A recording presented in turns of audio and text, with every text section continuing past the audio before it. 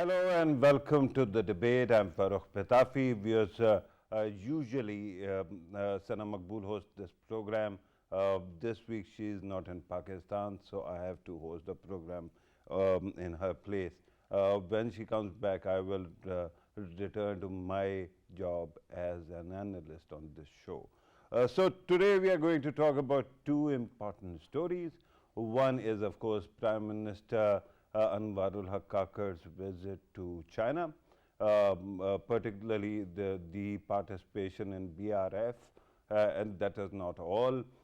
Today he spent a very busy day.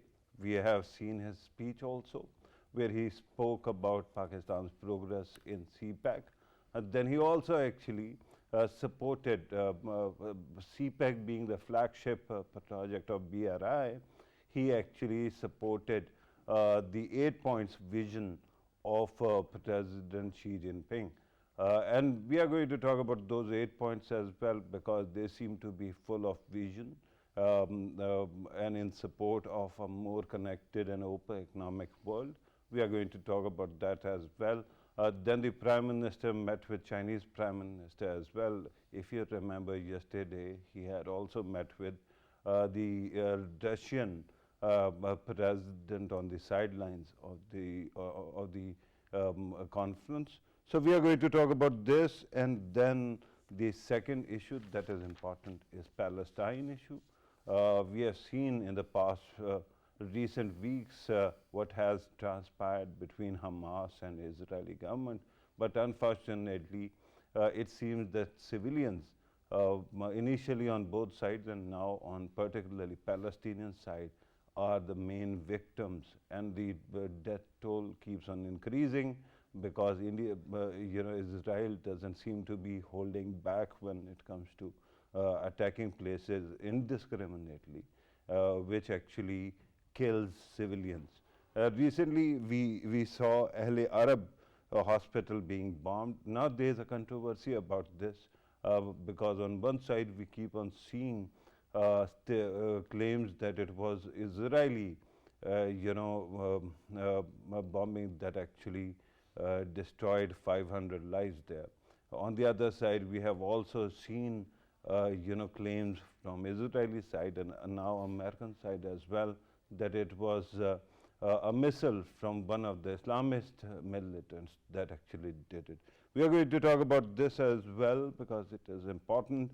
But first, let us go back to the CPEC event, BRI and BRF event, and the visit of Prime Minister to China. So in order to help us understand these issues, online we are joined by Muneeb Qadir, who is a political analyst. Dr. Sajid Amin, an economist, joins us on telephone. Yiyan Zhang, assistant professor at the School of Journalism and Communication in a university in China, also joins us. Thank you very much, Professor, for being part of the program. If I have mispronounced your name, you can always correct it. And then in the studio, we have our very own Raja Faisal. Thank you very much, Raja, for being part of the program as well. But let me start with Muneeb Qadir. Muneeb, tell us about the importance of this visit and what else to expect from it. This is a visit which Prime Minister Anwar Kakar has himself described as a fruitful one, in which he's also shed light on the significant impact that the CPEC has had and the Belt and Road Initiative, which has brought around $25.4 billion in direct investment to Pakistan. So now what has been under consideration and the subject matter of talks between the Chinese Premier and our own Prime Minister Anwar Kakar Saab is more regional connectivity, and also his meetings, our Prime Minister's meetings with Chinese think tanks and scholars, reaffirming Pakistan's commitment to elevating the transformative nature of CPEC. Also, to establish Gwadar as the hub for regional connectivity. So it has been quite a busy 2 to 3 days for the Prime Minister, and also his meetings with other leaders, including, of course, President Putin where he's again discussed the scope of a further connectivity in relation to economic projects, trade, gas and oil, and of course counterterrorism strategies. So all in all, what seems to be in the pipeline is more projects, much more investment coming into Pakistan from its regional partners, and perhaps the growing proximity between Russia and China in the current international political climate seems to go to Pakistan's advantage. Right. Let me also bring in Professor Zhang. Professor, your take on the importance of this forum, the third BRF forum that is taking place, and how do you think CPEC actually connects with it? Yeah, I think it's very an important meeting, not only in terms of the investment and construction of infrastructures, but also people's understanding of CPEC and also BRI in total. So I'm talking about this as more of an international communication scholar, because we actually conducted a survey before this conference, before this meeting, about how international populations regard this collaboration between China and Pakistan. So we actually joined, so our university, Renmin University of China, we actually collaborated with China Global Television Network, and we jointly conducted a survey on more than 3,000 people around the world from 35 countries. So that include our BRI countries, including Pakistan, but also include non-BRI countries. So they actually have a very high evaluation of this collaboration, and a lot of people regard like 93%, more than 93% of them rated the development outcomes of BRI as higher than expected. And it's interesting to note that not only the construction or the collaboration among the government officials, but also lay people really understand how this progress was made. So among the others, Pakistan people are the most knowledgeable population among the other BRI participant countries. So with more than 95% of the population saying that they know BRI, and more than 77% of them saying that they know it very well. And also like 96% of Pakistan people said they wish Pakistan can continue to collaborate with China and also be a part of BRI. We also noticed some of the. Let me sorry. ask you another follow-up question. I'm glad that you brought up the fact that you are a communication expert. I wanted to know about on one side, of course, it is well known, especially in countries which are connected to BRI, how important this project is, and it is going to be a harbinger of progress all over the world. But on the other side, when you look at the Western and Indian media coverage of BRI, there seems to be adversarial coverage, constantly being projected as something negative. Why do you think it would be so? Yeah, I think I actually noted a journalism report from CGTN about how like one of the Pakistan reporters mentioned that even if it's negative coverage, it means positive things, right? Because a lot of the times it refers to the jealous of the other countries. And we actually noted that many people from these countries, from these non-BRI countries, since they are not directly benefited from the BRI collaborations, they have this expression of not really recognize the evaluation or the high outcome of BRI. But on the other hand, they also showed a very high expectations on they wish their country to be a part of BRI. So you can see this interesting contrast that they are so jealous of these outcomes, but also they want to be a part of it. So I guess it's not really a bad thing to have this negative framing from the Western media or the others. And also it's kind of warm us that it's really important for us to conduct such an international poll from our side. Right, because a lot of times those voices are dominated by Western countries, and we can only get information from Western countries like research centers like the Pew Center, and a lot of times they use biased opinions. So this really indicates the importance to have such efforts on both sides, on China and on Pakistan. Right, it is very encouraging, especially the results that you are actually talking about. Let me come back to the studio. Raja Faisal, your takeaway from Prime Minister's day in China? It was another excellent day from, of course, the interim Prime Minister Kakar. He has been very busy, and of course, the MOUs which were signed between him and, of course, the Chinese Prime Minister. That is remarkable because it actually includes all of the sectors. Especially, I was focusing on the word media exchange, and while our colleague from China, while she was talking about India, I'm someone who's been obviously appearing on Indian channels since a long time, and a regular participant in their debates. And yes, Indian channels, they are always doing a smear campaign against China, especially related to CPEC and BRI. Yeah. And yes, the reasons are that, of course, they see that BRI and CPEC, it is remarkable achievement of China and Pakistan. I must compliment you on very remarkable segue from what we were discussing. Yeah. But hang on. Yeah. Since now you have actually brought up Indian media, and you heard Professor Zhang actually saying that it is primarily because of jealousy. But do you think that there is something more going on here? Because Indian side especially keeps on peddling the fantasy that there is going to be a Cold War between America and China, and India has the front row seat. You are very right about it, and of course they believe that they are the front soldiers of American war against China, and at the same time they have fears, the two front fears from both of the countries, obviously from Pakistan and China at the same time, and that is why they have been expanding in the seas as well to challenge China in South China Sea. And if we and they've been expanding their naval forces as well.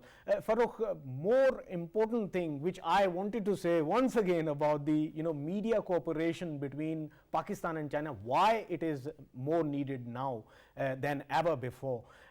I know that CGTN and Pakistan Television, especially PTV World, they have a couple of programs going on, and them programs, to me, I think they are very good enough, but there is more to do. That collaboration, it needs to go further, especially a country like Pakistan, where there is an ample opportunity, because journalists here, they have experience, they are experienced like yourself, like there are so many who have a lot to contribute, like yourself. But they don't have the right platforms in the private sectors as well. Private sector can play a pivotal role when it comes to in highlighting the achievements of CPEC, of BRI, of collaboration between Pakistan and China. And there are so many sectors where there are bilateral achievements taking place, but they seldom get highlighted in a way that they should be highlighted. And the smear campaigns from the Western media and the Indian media, it needs to be countered. And both of the countries, Pakistan and China, the individuals from both sides, they can join hands, and of course they can give a befitting reply. Now, this is good, but if you are merely going to talk about media cooperation, that countless other MOUs which are actually focusing on ML1, infrastructure, then space cooperation, and umpteen other things. Who is going to talk about that? Let me try Muneeb. Muneeb Sahab, your take on the cooperation, particularly regarding these MOUs. Do you think that they promise a lot of growth in CPEC itself? Of course, I think on a very upbeat note, Prime Minister Kakar has also corresponded with the Chinese media in his interviews, and particularly of note is the fact that you were discussing Indian media and other hostile media who are trying to paint the CPEC agreement and growing integration between China and Pakistan in a negative light. So it's worth noting that in one of his interviews with China Daily, Prime Minister Kakar dispelled all these notions or talks of the BRI leading participating countries to a debt trap. He has emphasized repeatedly during his visit that China provides a unique mechanism for development financing for Pakistan. Like I also mentioned that already, he's announced that Pakistan has completed projects worth $25 billion under CPEC, and so there's more integration to be had. Uh, and more than $65 billion has already been pledged under the China's Belt and Road Initiative for, among other things, I mean, road, rail, and other infrastructure developments in Pakistan and across this whole project. So there is much more room for growth. There is much more room for integrated communication links to enable agriculture and industrial sector to grow. And these are exactly the areas on which Prime Minister Kakar has stressed a lot during his interaction with his Chinese counterpart as well as the Chinese media. So it seems to be very promising. The future with regards to Pakistan and Chinese integration in economic terms, it seems to be very promising. So here's Let me hoping for the also, best. for your convenience, just to refresh your memory, read out the areas which are mentioned, particularly in MOUs and cooperation: commerce, communication, transport, connectivity, food security, research, media exchanges, Yes. space cooperation, urban sustainable development, capacity building, mineral development, industrial cooperation, climate change, and vaccine development.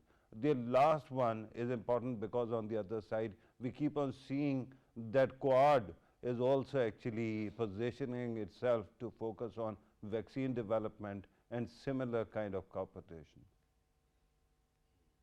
Muneeb Sahab. Uh, what's in- what's interesting is the fact that there are rival blocs. Recently, India and other European countries also tried to come up with an agreement which is similar to China's own Belt and Road Initiative. Uh, but having these developments are going to take place, parallel developments in other blocks as well. But what's interesting is that when you talk of vaccine development, we saw a lot of vaccine politics playing out in relation to the COVID days, back in the COVID days. Then on the one hand, you had China and Russia coming up with their own vaccination programs, and the Western Bloc coming up with their own vaccines, and a lot of politics was being played at the WHO with regards to recognition of these various blocs and their various vaccination programs. So I think that enhanced cooperation in these sectors is also going to uh, hold a lot of potential for further scientific and technical development between both the nations, between both the countries. And as far as food security is concerned, it's one of the other things that we mentioned in the MOU. That is something, global food security is an issue, is an area which has been discussed upon between both the Russian president and Pakistani prime minister in detail. So, other regional blocs or other international blocs would try to come up with similar ideas, or they would try to mimic the BRI and whatever MOUs that are being signed and agreed upon. But in the end, it has a life of its own, what Pakistan is Absolutely. envisaging along with China. Absolutely. And let me actually go back to Professor Zhang because when we are talking about competition between Pakistan, 150 countries, and China, of course, then we have to talk about the opposite claims as well.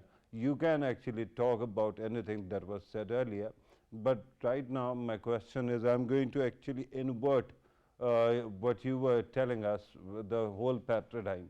I want you to actually tell us how the Chinese people actually perceive CPEC and BRI, and then of course the opposite claimants like India-led cooperation blocks which are there. Can you help us understand that also? Mhm. Yes, thank you for your question. I think first Chinese people have really have a lot of knowledge and also have a high evaluation of the China-Pakistan relationship. I think a lot of lay people in China would say like Pakistan is one of our best brothers, right? And the relationship among the lay people, according to our surveys, is really regarded as very good and strong and sustainable among the general population. That's the one thing. And another about the opposite media coverage. I still think that it's not a really bad thing. Just as we mentioned, the other countries like the United States and other Europe countries will come up with similar plans. But one positive thing about those negative coverage is that according to our survey as well, this BRI is much more famous than the other and well known than the other similar projects. So at least those enough coverage has already made people known about this plan. And from the marketing perspective, is we actually have this brand already, and we just need more time to develop a more positive image, and also have a very strategic, like a series of strategic things, and have close observations on the monitor those negative opinions, and have very specific voice. And according to our survey as well, we noticed that young people actually serve a really interesting and good bridge to persuade those people who hold negative opinions. And we actually noticed that in the non-BRI countries, young people actually tend to have a positive opinion. So you just reminded me that I'm talking to a communication expert, because when you implied that no publicity is bad publicity, and that any communication of propaganda is also helping put out the name there. So that is very helpful. I understand that Faisal has a question for you. Faisal, go ahead. Yeah, Professor Zhang, in yesterday's show, of course, we were exclusively obviously doing that show related to BRI and all of the meetings which were taking place. I just wanted to know, when it comes to capacity building, of course, Pakistan needs to enhance its products so that we can be more export efficient. Can you say that China's cooperation, industrial cooperation, and all of the fields which are being cooperated by China to Pakistan, what time would it take, the time frame would it take for Pakistan to be able to export our goods as well as China does? Well, I'm not an international relation expert, so it's hard for me to estimate a very accurate time. But I can really see that among those meetings, and it's also what the MOU indicated, that we are in the second stage already. Right, so we have finished so many projects together, and the projects-based plan has already taken a strategy, and a lot of people, in their perceptions, is a very effective strategy.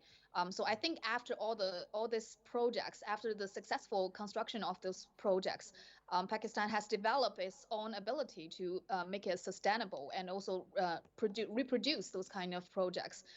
But also we noticed that we have already in the next stage, because we're not only focused on financial investment and also infrastructure construction, but we also have more and more collaboration on those what we call soft skills, like cultural exchange and also like medical, public health related plans. So I think it's maybe I cannot really say a very accurate time, but I think it's in the near future.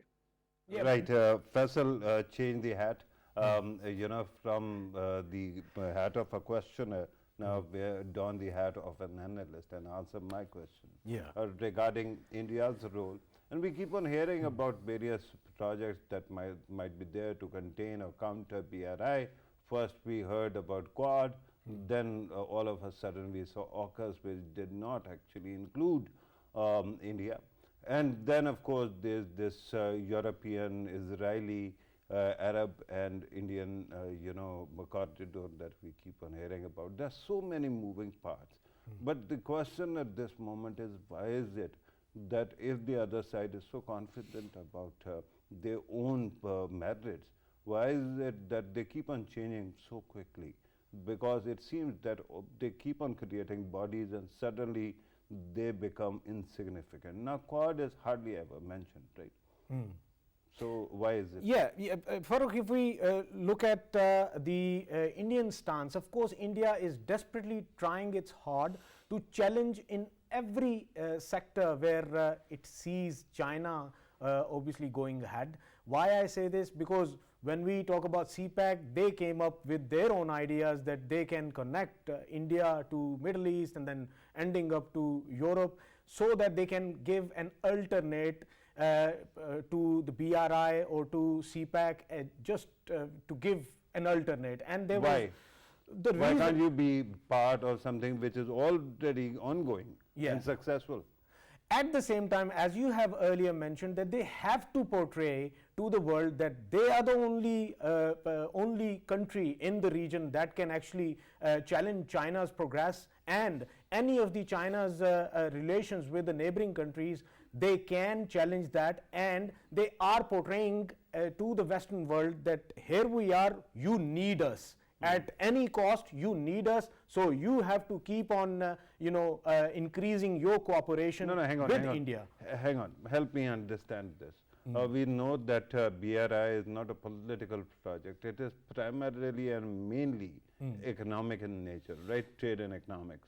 Now tell me, why is it that any party, may it be Europeans, may it be Americans, may it be Indians, they have to see it as something which is alien and they cannot be part of it? Why invent new things when you already have something that you can actually rely on and participate in? Farrukh, bad intentions. Of course, they have bad intentions against China, and we know that to counter China in the East China Sea, obviously Americans, they already had presence. And when we come to South China Sea and China's expansion, the economic expansion, we always talk about and highlight it. And of course, it benefits almost half the world right now. They keep on creating challenges for China, and in South China Sea, they saw India, and of course, India is playing pivotal role. It's part of Quad. It wants to be part of AUKUS, turns AUKUS into Oxy, which we can't see it, and if it ever becomes Oxy, that would be Israel an addition to it and not India at all. But if we talk about India's... It can't be Oxy, because then you have to actually change the entire spelling. Yeah. It can be Oxy. Oxy. Yeah. Okay. Yeah. So I have to actually go to Muneeb. Muneeb sahab, do you want to weigh in regarding this international politics? While it hardly ever matters any politics at all, it is an issue of collective economic progress and development. Why is it that some countries, especially one of our neighbors, which is not very friendly, they keep on seeing it so negatively? Because they are arch rivals with both China and Pakistan, and they've had their own fair share of wars with both the countries. And so when you looking at your own regional rivals cooperating with one another and getting along together, and the fact that Pakistan and China have referred to one another as all-weather friends, it is a threat to the regional hegemony that India is trying to establish in the region. And so because they don't have any potential partnership in the pipeline with China, owing to a lot of clashes they've had in recent times, of course, border clashes, and then, like I said, economic rivalry as well.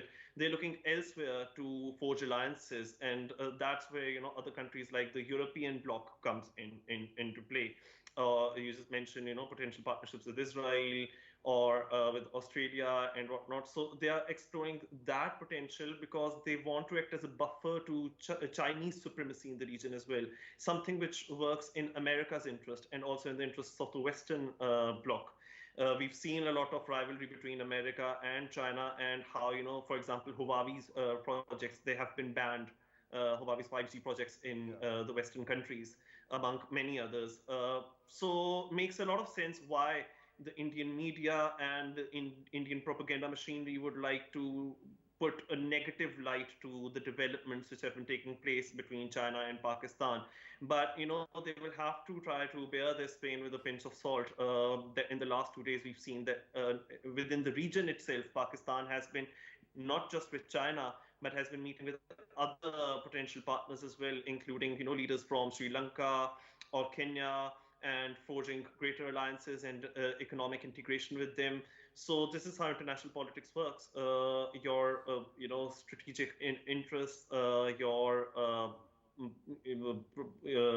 shared vision, your shared interests only bring you together. And unfortunately for India, it's quite isolated from within this regional cooperation project. So they will have to look beyond the particular region, beyond Asia, and see whether there's any prospect for alliances with other trading partners. But within the region, I think it stands isolated owing to its own aggressive rhetoric and the supremacy that it's trying to assert. Right. Professor Zhang, I understand that publicity, this is in any case publicity, but I want to understand whether there is scope for better, image management and perception management in the West when it comes to BRI and how it is actually changing lives all over the world.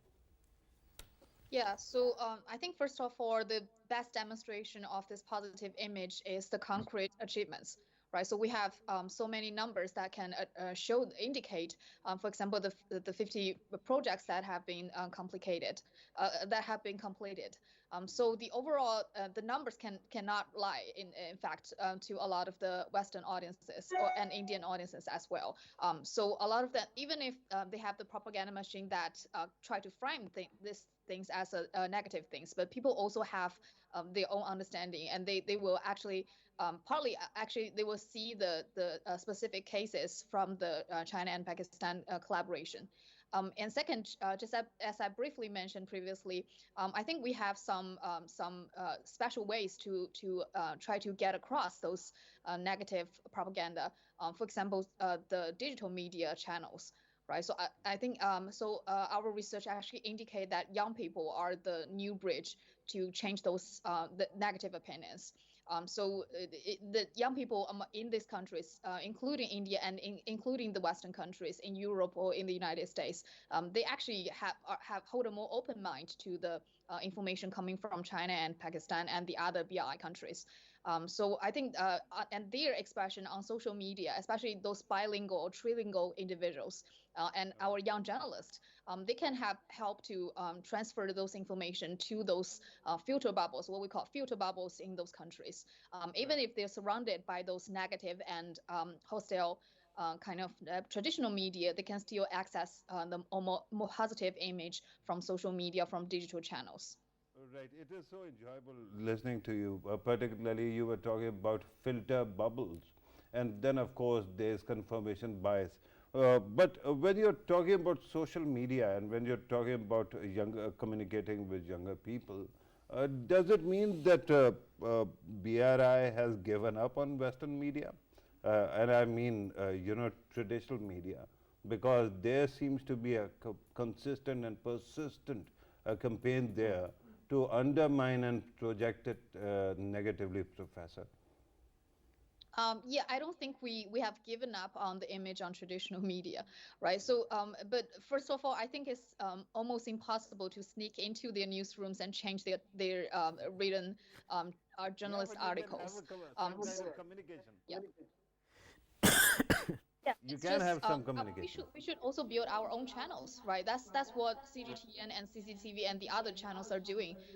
Those Chinese medias are doing, and we're trying to make it more individualized and personalized for local people in across the whole world. Right, so it's not just we translate Chinese news articles or Pakistan news articles to other languages, but we also try to cater their special interests. We need more investment, we need more surveys, we need more studies about the local people, and try to design the specific message that catering to their needs, try to change their negative views. So we're not giving up on the traditional channels. We're actually trying to, in a digital world, we're actually trying to use some more sophisticated and more comprehensive ways to persuade them, I guess. Right. There's a reason why I actually brought up this matter of whether traditional media is important or not, and that is because we have actually grown up with an ecosystem of media that has been around, and suddenly it seems sad that that media that one kept on actually trusting tries to practically undermine something good that is going on every single day. Faisal, you want to add something to it? Please. Like we are talking about the media, I think only media is going to be crucial in coming times when it comes to CPAC, BRI, and how to projecting ourselves, including obviously Pakistan and China both. And so far, if we look at the Western media, if we look at the Indian media, they have multiple channels, and to counter them, there are only few forums and few channels which are being used. And as Professor Zhang, she has highlighted that more investment needs to be made in digital as well as the social media platforms. And I think if this takes place and this becomes part of CPAC projects as well, so probably we will be able to see a positive change. Yeah, my concern is that on one side we are talking about one world connectivity and people actually working together. It doesn't feel good to me that India actually wants to stay out, or West actually wants to stay out. So on one side we want to actually do that everyone joins in and it becomes a project of collective economic security. On the other side we keep on saying that we have to invent new systems to actually counter the propaganda that is coming from the old system. That becomes a problem. India can't be part of it, because if India wants to be part of it, then of course they have to correct their own course. Of course. That is a given. But I'm told that this is about it for this segment.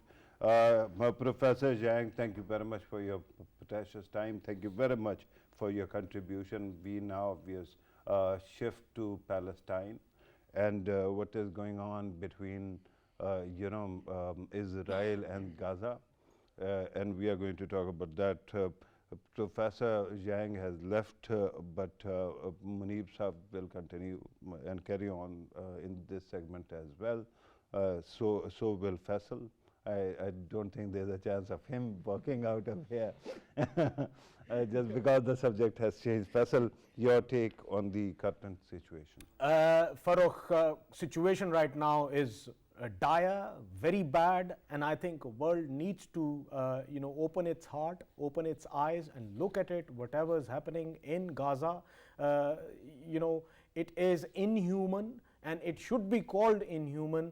The bombs, of course, they were fired from Israeli side, and I know that they have been propagating that the bombs were not from their side. It was just a go down of the rockets that has actually been fired there. It is not rockets, because now there are analyses which are being made by the experts, and they are sharing on social media and the other media as well, and they are claiming that the sounds of the bombs in the footages, they are not of the rockets, and the magnitude of the disaster, it can never be created by the rockets. These are the bombs, and okay, I totally get very it. Precise bomb. And we keep on hearing that. But at some point, while we are talking about escalation and we are talking about what is wrong that is going on, at some point one has to actually look for some kind of off-ramp that is going to be there, some kind of method of de-escalation. Do you think that there is any chance or any visibility of such off-ramp in coming days?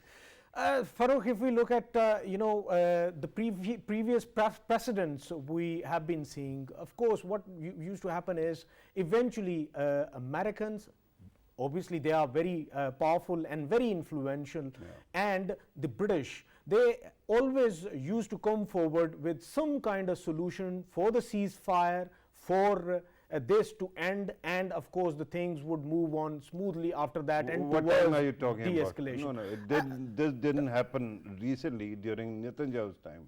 Not recently, but of course I'm talking about the previous time, and that is why I'm saying that like this in time 2004 around, or 5? Yeah, this time around it is entirely different, because the the statements which are coming from Washington, statements which are coming from Tel Aviv, they suggest that of course they are not in any mood of de-escalation, and of course they want to wipe out Hamas, and they believe that Hamas is just within the Gaza Strip, and they have to of course get Gaza, invade it and all. Al-Ahli Baptist hospital. Yeah. This is one of the oldest hospitals in there, and the funding it receives, it comes from Britain, it comes from very generous people of America. They have been doing it since long, and of course they've been serving at their best to the people of Gaza in past and now as well.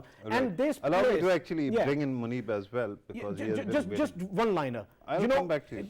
This morning's press conference they held, it was right in the middle of all of the corpuses of the victims. I know, and they said that they received a call from the Israeli authorities yesterday saying that we know that you have Gazans inside your hospital. If you don't do it, consider this the last warning. They did it after that. Right, absolutely. I'm also told that Prime Minister of Pakistan actually spoke to the UN Secretary General on the matter as well. But Muneeb Sahab, since we are talking about the whole situation, of course, international media keeps on actually presenting it as a case of where one country is going after renegades and terrorists. But it seems that something else might be going on. In the past also, whenever there was conflict, people were forced to migrate to other countries, and they were never allowed back, and those areas were captured.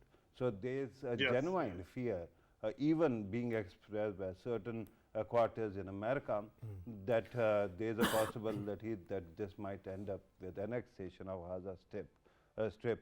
Your take on this, and what exactly is the solution to all this? It's a decades-long issue, and so coming up with a short solution becomes difficult, but one can definitely comment on what's happening on the ground right now. And what's been happening is every single rule that exists in the book, that exists in international humanitarian law, has been violated for decades and is being violated as we speak right now.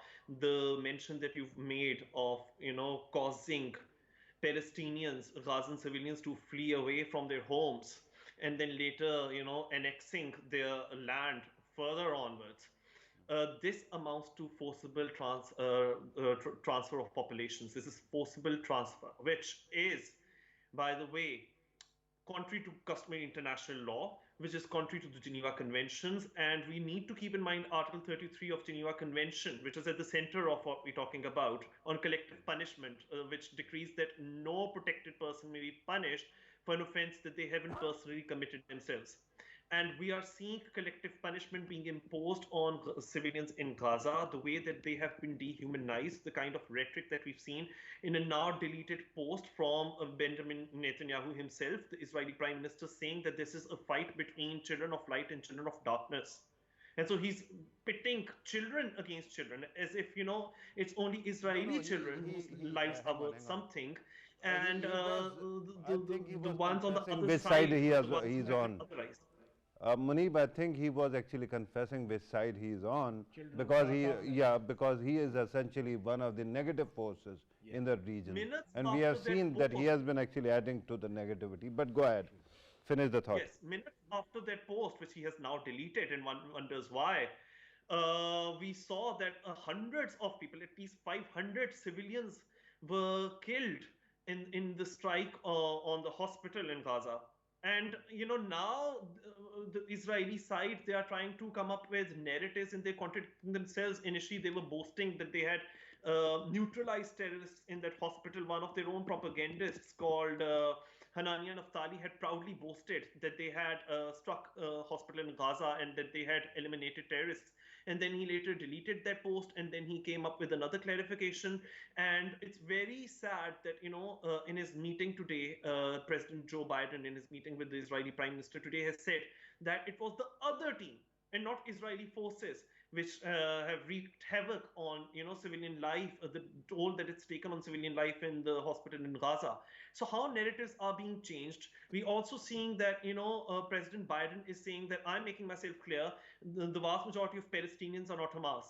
I mean, just a few days ago, you were equating Palestinian civilians with Hamas, and you were labeling Palestinian civilians and civilians in Gaza as terrorists.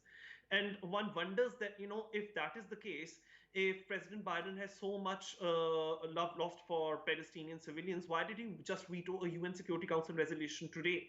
which was supposed to provide humanitarian aid to civilians in Gaza. So we are also seeing a change in narrative, how they're taking U-turns on their own stance. But I mean, even if I were to agree that it wasn't Israeli forces, which I don't agree with, by the way, but even if I were to take it at face value that it wasn't Israeli forces which attacked on Gaza civilians in the hospital yesterday, in the last 9 days alone, at least 2750 Palestinians have perished under Israeli bombs. And not a word of grief, not a word of regret from any of the champions of Western secular liberal democratic values at all. I mean, Ursula von der Leyen, who's the EU president she's the president of the EU Commission, she has said that she stands with Israel. Stand with Israel over what? The loss of life indiscriminately that they've been causing in Palestine, the loss of Palestinian civilian life. Is that what you? So what? Absolutely. Muneeb, I hate to actually cut you in a mid-sentence, but I am told that we have actually run out of time. Mohammed, Muneeb, Qadir, thank you very much for your precious time. And also, Raja Faisal, thank you very much for your contribution as well. Viewers, we keep on hearing about this binary between Palestinians and Israelis, between Israeli forces and the Palestinian people or Hamas or whatever organization that we are talking about. But there is another binary, and that is between extremists, which might include Hamas and Benjamin Netanyahu and his supporters, and then the innocent citizens that are there on both sides. So is there a possibility that we can see that these extremists keep on killing and attacking the other side? And there you might have this boundary of children of darkness and children of light, because common citizens who are being affected, may they be in Gaza, may they be in Israel, they don't deserve to be subjected to this kind of hate and ordeals. This was today's program. Thank you very much for watching. Take care.